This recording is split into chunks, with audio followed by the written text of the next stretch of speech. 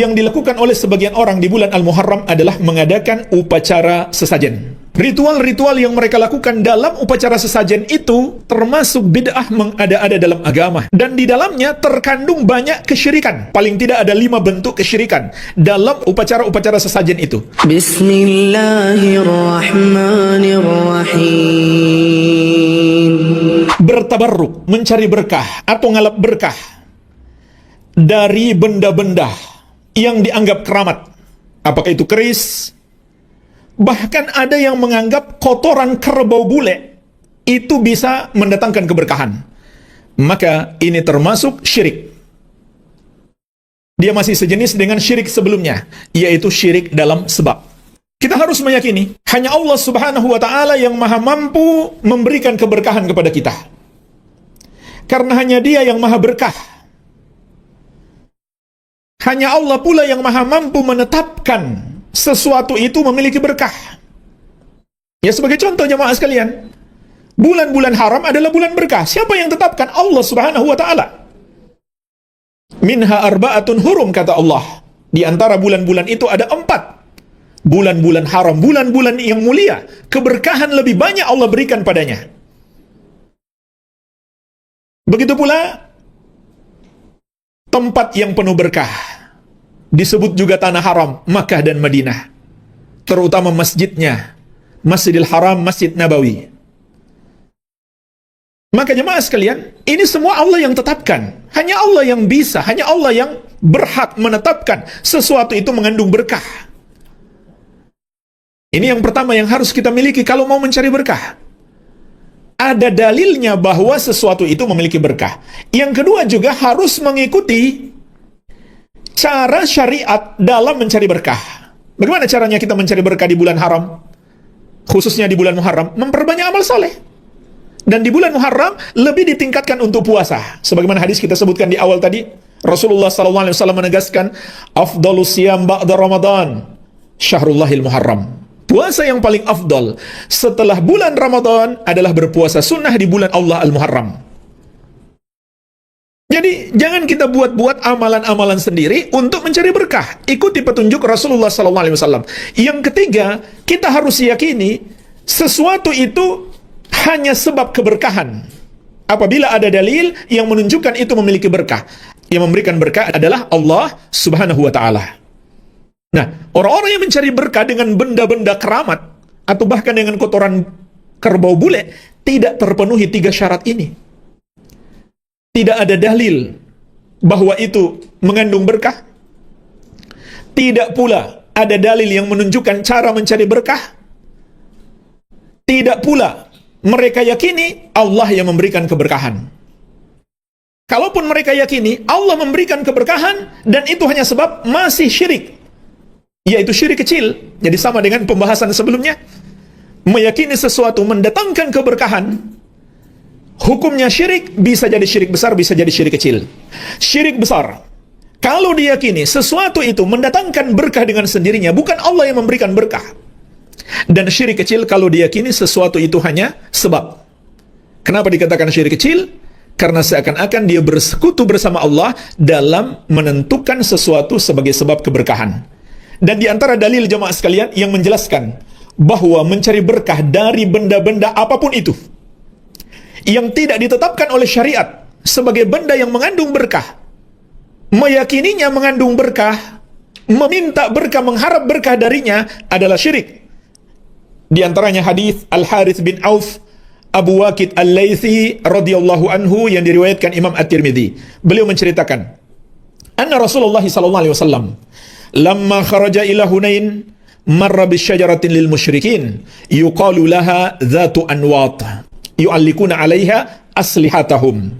Bahwasanya Rasulullah sallallahu alaihi wasallam ketika keluar menuju perang Hunain melewati sebuah pohon milik orang-orang musyrik yang mereka sebut dhatu anwat, yaitu pohon yang mereka gantungkan padanya senjata-senjata mereka. Dengan harapan apa? Senjata mereka menjadi sakti, menjadi senjata bertuah, memiliki berkah. Ini semuanya khurafat orang-orang musyrik sejak dulu. Nggak ada itu benda-benda sakti, benda pusaka, benda bertuah, itu tidak ada. Itu hanya khurafat orang-orang musyrik. Benda-benda semua itu sama. Keris itu sama saja. Boleh kita jadikan hiasan, tidak masalah. Boleh juga kita gunakan untuk sekedar potong bawang, tomat, dan makanan yang lainnya. Nggak ada keistimewaan apapun dibanding benda-benda yang lain. Nggak ada itu benda-benda pusaka. Ini hanya keyakinan orang-orang musyrik dahulu. Faqalu, maka ada sekelompok orang yang baru masuk Islam, mereka pun berkata, "Ya Rasulullah, ij'al lana dhata anwatin kama lahum dhatu anwat." Wahai Rasulullah, tolong tetapkan untuk kami pohon dhatu anwat untuk menggantungkan senjata-senjata kami sebagaimana milik mereka, untuk mencari berkah dari pohon itu. Faqala Nabi sallallahu alaihi wasallam, maka Nabi sallallahu alaihi wasallam bersabda, "Subhanallah, Maha suci Allah." Artinya Maha suci Allah dari kesyirikan yang mereka lakukan. Hadza kama qala qaum Musa. Ini seperti yang diucapkan oleh kaum Nabi Musa alaihi salam. Ij'al lana ilahan kama lahum alihah. Wahai Musa, tolong buatkan untuk kami patung untuk kami sembah sebagaimana patung-patung milik mereka. Jadi itu yang mereka katakan kepada Musa tatkala mereka berjalan baru saja diselamatkan oleh Allah dari kejaran Fir'aun dan dari tenggelam di laut. Ketika mereka melihat orang-orang menyembah berhala, mereka pun pingin seperti itu. Maka apa jawab Nabi Musa alaihissalam? Qala innakum qaumun tajhalun. Sesungguhnya kalian adalah orang-orang yang bodoh. Lihat, kebodohan inilah penyebab manusia terjerumus dalam kesyirikan dan kekufuran dan perbuatan-perbuatan dosa. Maka Nabi SAW menyamakan antara meyakini dan mengharap berkah dari benda-benda dengan menyembah berhala. Walladzi nafsi biyadihi latarkabunna sunata man kana qablakum. Kemudian Nabi sallallahu alaihi wasallam mengingatkan, demi Allah yang jiwaku ada di tangannya, sungguh kalian benar-benar akan mengikuti tradisi-tradisi budaya-budaya orang-orang musyrik sebelum kalian. Maksudnya beliau mengingatkan kita, jangan sampai kita termasuk orang-orang yang mengikuti tradisi-tradisi jahiliyah tersebut. Syekh Al-Allamah Profesor Dr. Shalih Al-Fauzan hafizahullah menyebutkan pelajaran penting dari hadis ini, anna tabarruka bil ashjar syirkun wa mithluha al-ahjar wa ghairuha. Bahwasanya mencari berkah dengan pepohonan adalah syirik.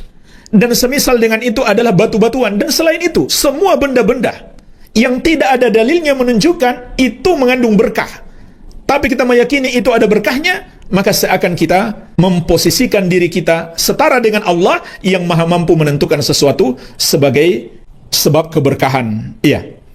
Jadi hadis ini jelas bahwa mencari berkah, mengharapkan berkah, meminta berkah, meyakini sesuatu memiliki berkah padahal tidak ada dalilnya yang menunjukkan itu mengandung berkah adalah syirik. Termasuk syirik sekaligus juga bid'ah yang dilakukan oleh sebagian orang di bulan Al-Muharram adalah mengadakan upacara sesajen. Ritual-ritual yang mereka lakukan dalam upacara sesajen itu termasuk bid'ah mengada-ada dalam agama, menambah-nambah di dalam agama. Karena sesuatu kalau diyakini sebagai bagian dari amalan yang harus dilakukan, apalagi dilakukan dengan penuh kekhusyukan, maka ini menyerupai amalan agama. Menyerupai amalan agama itu adalah bid'ah kalau tidak berdasarkan dalil. Dan di dalamnya terkandung banyak kesyirikan. Di dalamnya terkandung banyak kesyirikan. Paling tidak ada 5 bentuk kesyirikan dalam upacara-upacara sesajen itu. Yang pertama, mereka meyakini upacara itu dipersembahkan kepada satu makhluk yang mereka yakini sebagai raja atau ratu di laut mereka, di gunung mereka, di sungai mereka, di bumi mereka. Mereka yakini dia adalah penguasa di situ yang dapat memberikan kepada mereka keamanan dan menghindarkan mereka dari mara bahaya. Ini termasuk syirik, karena yang menguasai seluruh alam ini hanya Allah, yang maha mampu menganugerahkan kepada kita nikmat keamanan dan menghindarkan kita dari segala mara bahaya hanya Allah. Kok mereka meyakini ada makhluk tertentu yang mereka juga mungkin gak pernah lihat, cuma khayalan, cuma mitos, cuma cerita turun-temurun, diyakini sebagai penguasa di laut mereka. Padahal jemaah sekalian, yang lebih parah lagi sebenarnya, yang mereka yakini sebagai penguasa itu adalah setan. Mereka sebut Ratu Pantai Selatan, Kiai Sapu Jagat, dan lain-lain. Itu setan-setan yang tinggal di situ untuk menyesatkan mereka, mengganggu mereka, sehingga mereka takut kepadanya. Dan kalau kita tawakal kepada Allah, maka setan-setan itu tidak akan bisa mengganggu kita. Ini yang pertama, meyakini ada makhluk yang menguasai tempat itu yang bisa memberikan keamanan dan menghindarkan dari mara bahaya. Lebih parah lagi, yang diyakini adalah setan-setan yang ada di situ. Yang kedua, mereka melakukan berbagai macam ritual dengan niat untuk pengagungan dan pendekatan diri kepadanya. Dan ini hakikat ibadah. Kita beribadah kepada Allah dengan amalan-amalan untuk apa? Untuk mengagungkan Allah dan mendekatkan diri kepadanya. Ketika mereka melakukan itu untuk selain Allah, maka itu adalah peribadahan kepadanya. Sehingga itu termasuk syirik. Yang ketiga, mereka juga menyembelih untuk setan-setan tersebut sebagai sesajen, sebagai persembahan kepadanya.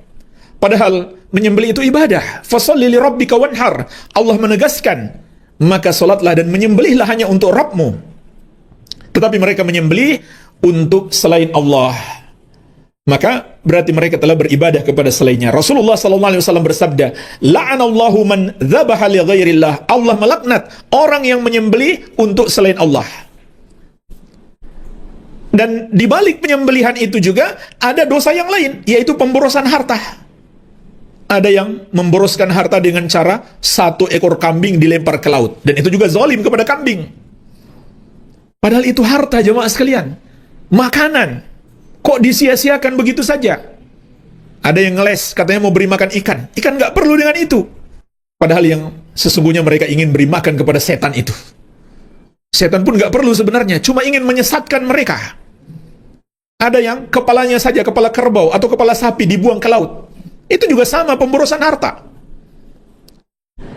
Kalaupun dagingnya atau sisa badannya mereka makan, maka ini juga penyimpangan atau kesesatan yang lain, dosa yang lain, yaitu memakan sembelihan yang haram, sembelihan yang ditujukan untuk selain Allah. Wa ma uhilla li ghairillahi bih. Allah mengharamkan atas kalian untuk memakan sembelihan yang dipersembahkan untuk selain Allah. Jadi mereka makan yang haram. Kalau mereka makan sisanya, hanya kepalanya mereka buang, atau mereka tanam di sebuah daratan atau di kaki gunung, lalu sisa badannya mereka makan, ini makanan yang haram. Iya. Tapi kalau nggak dimakan boros, jadi serba salah. Mau dibuang pemborosan harta, dimakan haram. Jadi maju mundur kena dosa. Dan dosa terbesarnya adalah syirik, mempersembahkannya untuk selain Allah. Walaupun mereka sebut bismillah, nggak ada pengaruh. Apalagi kalau mereka sebut dengan nama setannya itu, maka syiriknya bertambah.